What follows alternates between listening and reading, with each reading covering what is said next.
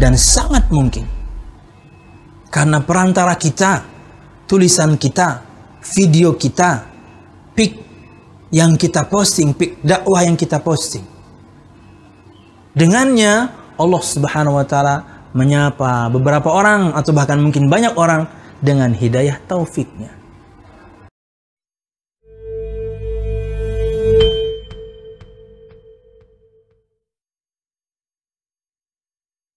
Bismillah, alhamdulillah, wassalatu wassalamu ala rasulillah, amma ba'd.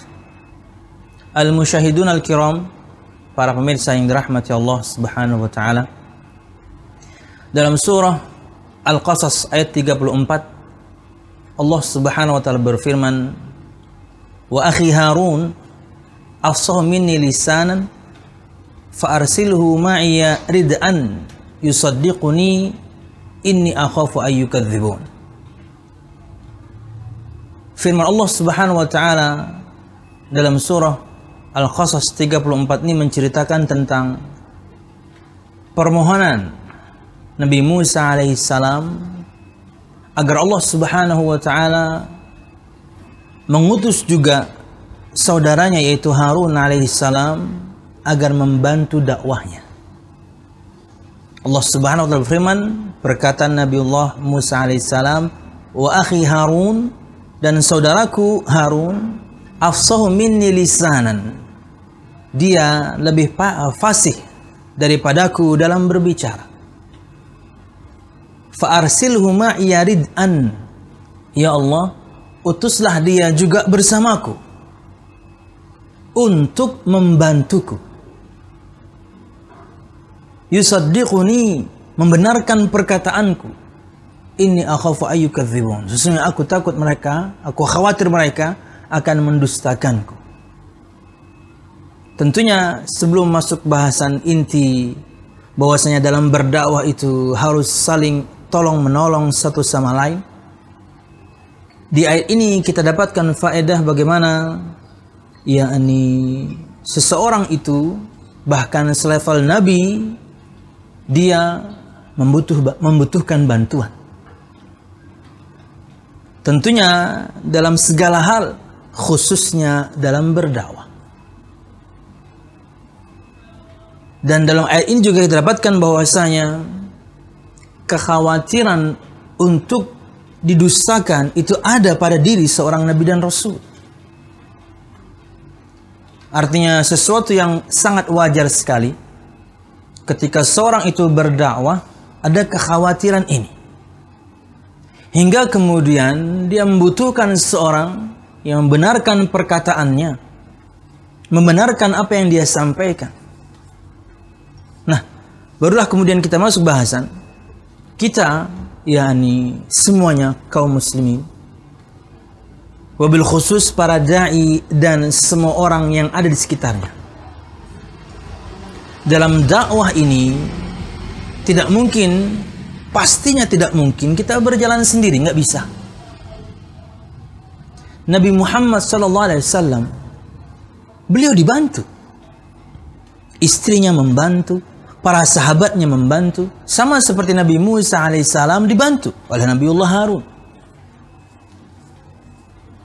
Apakah kemudian di zaman sekarang hal itu yakni berbeda? Tidak, sama saja.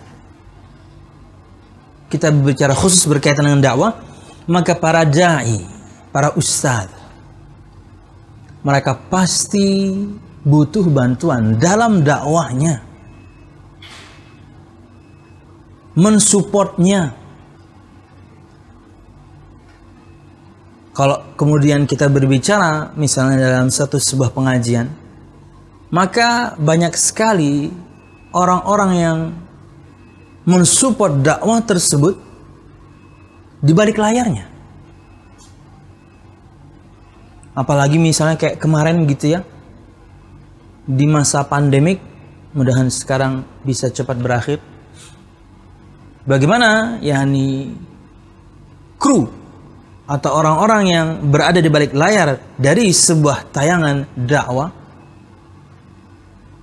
entah itu live streaming, entah itu misalnya video kajian yang diedit dan lain sebagainya, banyak orang di sekitarnya yang mendukung ustadz ini, syekh ini, tuan guru ini. Bukti bahwasanya dia butuh bantuan. Ada tentunya sebagian para ustadz memiliki kemampuan sendiri, tapi apakah kemudian semuanya dia kerjakan sendiri? Cukup melelahkan pastinya. Menyiapkan materi untuk berceramah saja butuh waktu, butuh tenaga, mengerahkan semua pikiran. Maka untuk support dakwahnya, serahkanlah kepada ahlinya yang lain. Di balik layar sebuah ceramah, atau seperti sekarang ini misalnya, atau mungkin ceramah-ceramah yang lain yang videonya Anda sering menontonnya di YouTube, banyak tentunya orang-orang yang mendukung di sekitarnya. Apalagi misalnya ustadz tersebut punya akun entah official atau kemudian entah pribadi. Ada saja terkadang, bahkan rata-rata ada admin yang ngurusin video, ada kameramen, video ada editor, video ada transkriptor misalnya. Sudahlah dia pakai bahasa Indonesia, tapi terkadang kan bahkan mungkin video ini juga kan ada teksnya. Membantu untuk teman-teman kita yang tuli, agar mereka juga bisa belajar dari teks. Belum lagi kalau sudah kita berbicara kajiannya, walaupun di satu kota, terkadang mungkin dari satu titik ke titik yang lain cukup jauh, ada yang nganter supir. Kita berbicara intensitas ceramah dan juga dakwah atau ngajar yang cukup padat, di mana bisa jadi jarak tersebut ketika ditempuh kalau sendirian mengeluarkan begitu banyak tenaga. Akhirnya ada yang nganter, nanti ada seksi bantu sana sini, helper dan lain sebagainya. Tidak bisa berjalan sendiri. Maka berikut 3 poin, dan ini ulun sadur atau saya sadur dari ceramah Al-Ustaz Al-Fadhil Badrus Salam berkaitan dengan ta'awun dalam berdakwah. Dan insyaallah di video ini juga di deskripsi kita akan cantumkan artikel aslinya. Bahwasanya orang-orang yang berkecimpung dalam dakwah, mereka tidak akan bisa saling tolong satu sama lain kecuali mereka memiliki pemahaman yang sama akan 3 perkara berikut. Artinya 3 perkara berikut yang kita akan sampaikan harus ada pada diri si ustadznya dan semua kruknya, semua timnya, DKM masjidnya, admin medsosnya, kameramennya, editornya, helpernya, drivernya, transkriptornya, semua orang yang berkecimpung dalam dakwah ini, entah ustadznya yang tampil dan semua orang di balik layar dari tampilnya seorang ustadz ini, harus memahami 3 perkara ini sama-sama, hingga kemudian terciptalah ta'awun dalam berdakwah, terciptalah tolong menolong dalam berdakwah. Tidak mungkin bisa jalan sendirian. 1. Semua orang yang berkecimpung dalam dakwah, ya ustadznya, ya krunya, semua orang di balik layarnya, harus sama-sama mengerti, harus sama-sama faham akan pentingnya dakwah ini. Semua harus mengerti, semua harus faham bahwasanya dakwah ini sangat penting. Kalau ini tidak difahami, tidak akan bisa saling tolong-menolong satu sama lain. Berkata Imam Ahmad bin Hanbal rahimahullah, di antara yang memotivasi kita insyaallah, ulun misalnya sebagai penceramah dan teman-teman kru atau semua yang ada di balik layar sebuah kajian, kata beliau, kalau misalnya kita diam, kan kayak zaman sekarang juga kita tahu gitu ya, begitu banyak keburukan sana sini, syubhat sana sini, begitu mudahnya kemudian penyimpangan muncul ke permukaan. Kalau misalnya kita egois, yang penting kita sudah belajar, kita mengamalkan, insya Allah pemahaman kita lurus, bodoh amat deh sama orang. Nggak bisa gitu. Kalau misalnya kita diam, lalu orang bodoh mau tahu dari mana kebenaran? Inilah motivasi semua kita. Bahwasanya dakwah ini sangat penting. Dengan dakwah ini, setelah tentunya hidayah dari Allah Subhanahu wa Ta'ala, sangat mungkin kemudian orang-orang yang tidak tahu jadi tahu, orang-orang yang lupa jadi ingat kembali. Kenapa? Karena dakwah. Terkadang materi terulang, terkadang materi sama, tapi yang menyampaikan berbeda, akhirnya beda sisi pandang. Tapi kan selalu diingatkan. Ustadz ini muncul, ustadz itu selalu. Karena kalau kemudian yang mengerti, yang faham, dia diam, kapan orang bodoh akan tahu? Kapan orang yang kemudian yakni pernah tahu diingatkan kembali?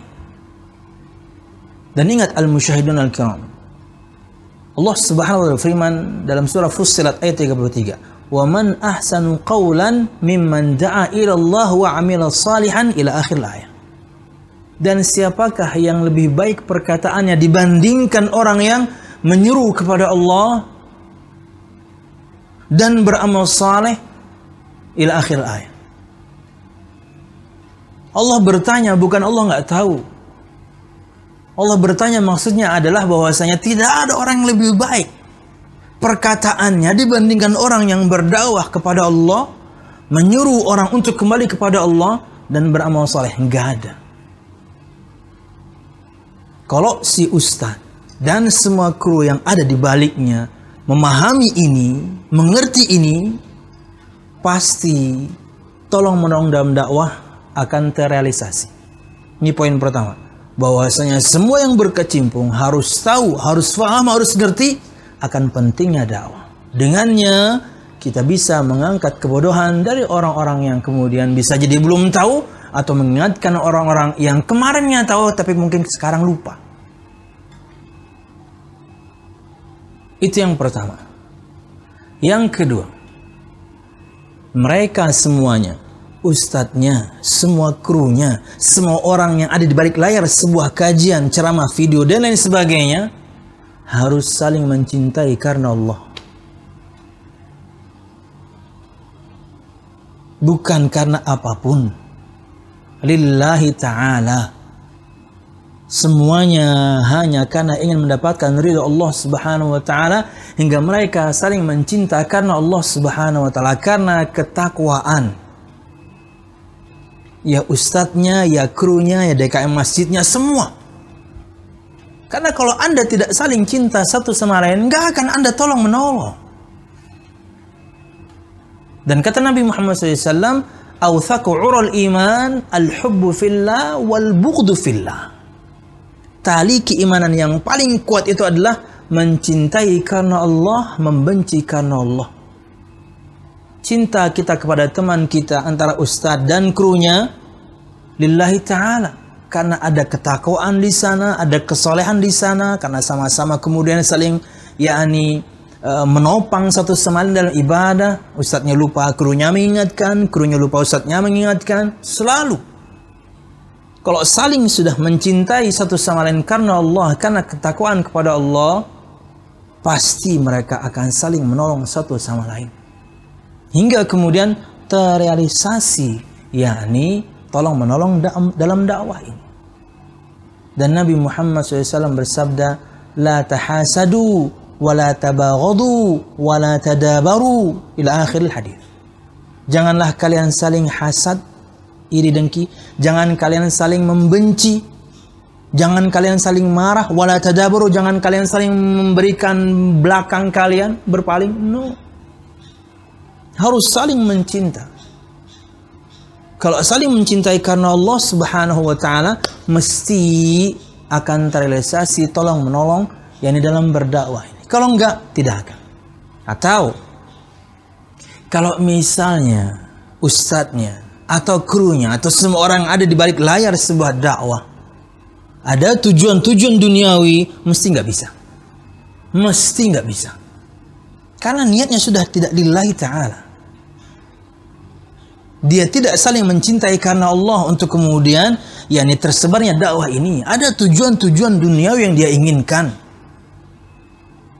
Ustadznya ingin terkenal, ingin populer, ingin bagus, ingin dipuji dengan bagusnya videonya, bla bla bla. Dia saja, hingga kemudian melupakan jasa semua kru. Orang juga punya hati kok, itu kan yang bikin saya. Itu kan yang edit saya. Itu kan yang bantu saya.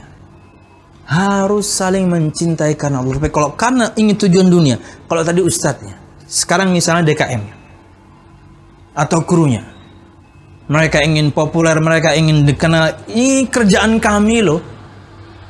Ini kalau nggak ada kami nggak terlaksana loh dakwah ini. Ini karya kami loh, bla bla bla. Tujuan duniawi, ingin pujian, ingin sanjungan dari banyak orang karena karya sebuah video kajian misalnya. Enggak. Tidak akan tegak dakwah ini. Kenapa? Karena niatnya sudah berbeda. Tidak akan terjadi tahun ini. Kenapa? Niatnya sudah lain. Mungkin kepopuleran itu akan Anda dapatkan. Ya, tapi tentunya sayang tidak pahala dari Allah Subhanahu wa ta'ala.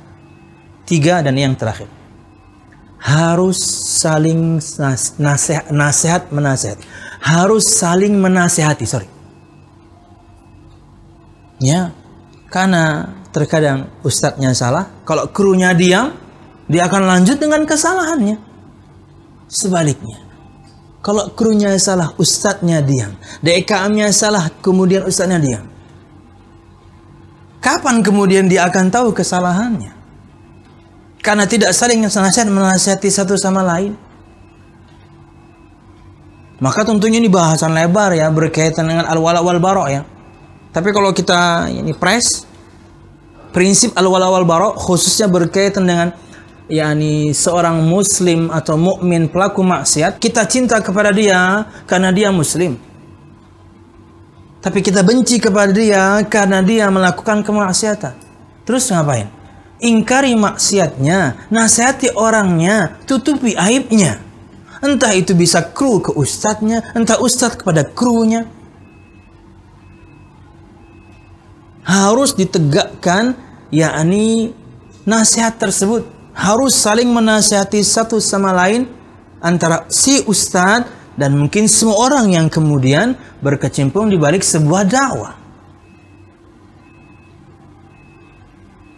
Dan tentunya metode-metode menasihati yang lain, mungkin Anda bisa saksikan di banyak video para ustadz yang lain, harus tetap diikuti. Di antaranya, jangan nasihati orang di depan umum.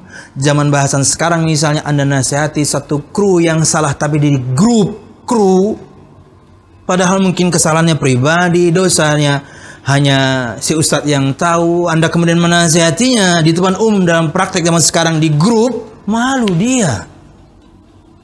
Atau Anda kemudian sebagai yang tahu teman Anda salah, Anda tidak menasihatinya, tapi Anda langsung berubah sikap. Ini juga aneh jadinya. Akhirnya teman kita, entah ustadznya yang salah, entah krunya yang salah, tidak tahu salahnya di mana, tapi kemudian hanya tahu, kok fulan berubah sikap ya? Misalnya saya nih kepada kru.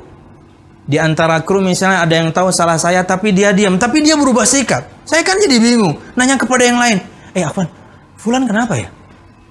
Teman-teman juga akhirnya kan bingung. Padahal yang tahu masalahnya adalah satu orang. Tapi dia tidak menasihati saya. Atau sebaliknya. Saya tahu kesalahan seorang kru misalnya. Kemudian saya tidak menasihati, saya tidak mengingkari, tapi saya langsung berubah sikap. Dia kan juga bingung. Tetap harus dinasihati. Dan nggak mesti bertemu kan. Video call bisa, telepon bisa, chat bisa, terangkan di mana dia salahnya, lanjut dia dengan kesalahannya, wassalam. Ya, sudah bukan tanggung jawab, sisanya tetap saling mendoakan pastinya. Tapi ingat, tugasnya sudah dia lakukan.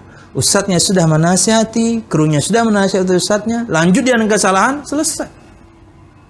Bisa jadi kemudian krunya pada berhenti, kabur, ngapain? Lowong salah tapi nggak bisa dikasih tahu kok. ustadznya lanjut dengan kesalahannya kok. Atau sebaliknya, ngapain mempertahankan ini jadi kru? Kenapa salah dan dinasihati lanjut dengan kesalahannya? Nggak perlu.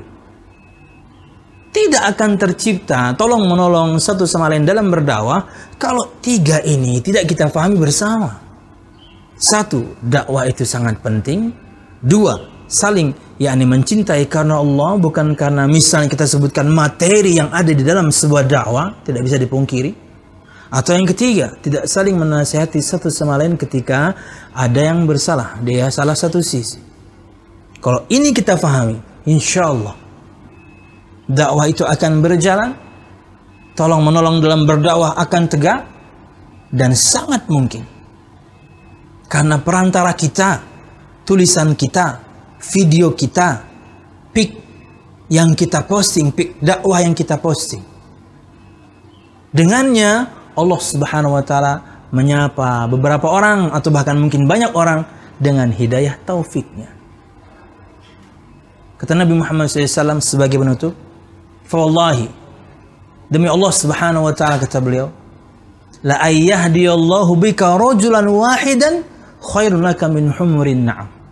Demi Allah, melalui perantaramu, ceramahmu, video ceramahmu, tulisan dakwahmu, pic dakwahmu, tweetanmu, statusmu, terserah dakwah.